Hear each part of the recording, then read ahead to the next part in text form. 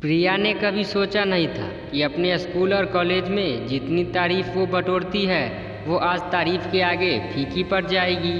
प्रिया और चंदन एक ही कॉलेज में पढ़ते थे और दोनों को एक दूसरे से प्यार हो गया। प्यार होना और फिर शादी होने में जो फासला तय करना होता है वो इतना आसान नहीं होता। चंदन एक बहुत अच्छे परिवार से था और वही प्रिया एक मिडिल क्लास फैमिली से थी।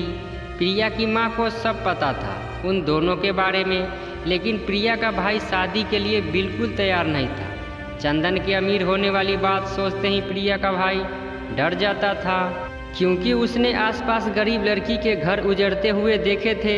एक दिन ऐसा आया कि प्रिया के भाई ने शादी के लिए हाँ भर दी, क्योंकि वो अपनी बहन के प्यार के खातिर और चंदन के अच्छे व्यवहार को देखते हुए उसने प्यार के आगे झुक गया। शादी हो गई, लेकिन प्रिया की सास शुरू से ही उससे खुश नहीं थी।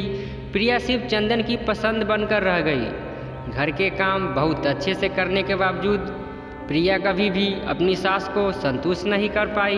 प्रिया को एक बेटा हुआ और उस दिन पहली बार प्रिया को लगा कि शायद उसकी सासू माँ अब खुश है। घर में सब उस नन्ही जान के आसपास घूमते रहते, क्योंकि कहते हैं ना, मूल से ब्याज प्यारा होता है। प्रिया ने अपनी नौकरी दोबारा से ज्वाइन कर ली और वो घर का काम और ऑफिस का काम बखूबी संभालने लगी।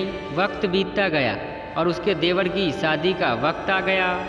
प्रिया ने शुरू से ही अपनी देवरानी को वही अपनापन दिखाया जो वो अपने बाकी ससुराल वालों के साथ रखती थी। धीरे धीरे प्रिया ने महसूस किया कि सासू माँ सारा प्यार छोटी बहू की तरफ लुटाती थी, पर प्रिया ने इन सब घरेलू चीज़ों से खुद को दूर रखने की बहुत कोशिश की।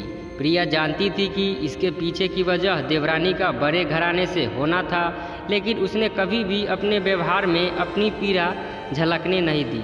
सासू माँ जब भी छोटी के साथ होती तो उसका बेटी की तरह ख्याल रखती, उसकी सेहत का भी चिंता करती, लेकिन जब भी प्रिया की बात आती तो वो यही सोचती कि ये तो छोटे घर से है, इसे क्या फ़र्क पड़ता है, काम ज़्यादा हो या कम।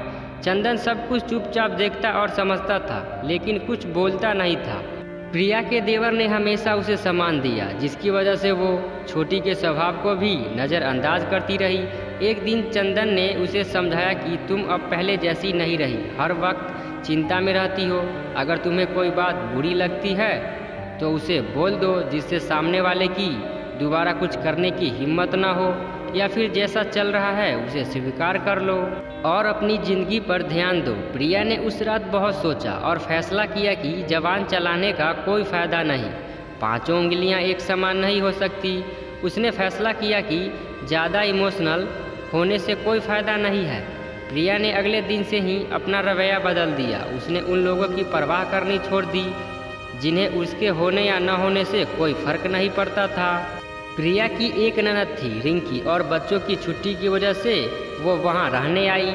रिंकी ने सबको बहुत दिन तक देखा और कुछ दिनों बाद प्रिया को कहा, भाभी चलो सैर करके आते हैं। प्रिया ने फटाफट काम निपटाया और दोनों ननद भाभी चल पड़ी।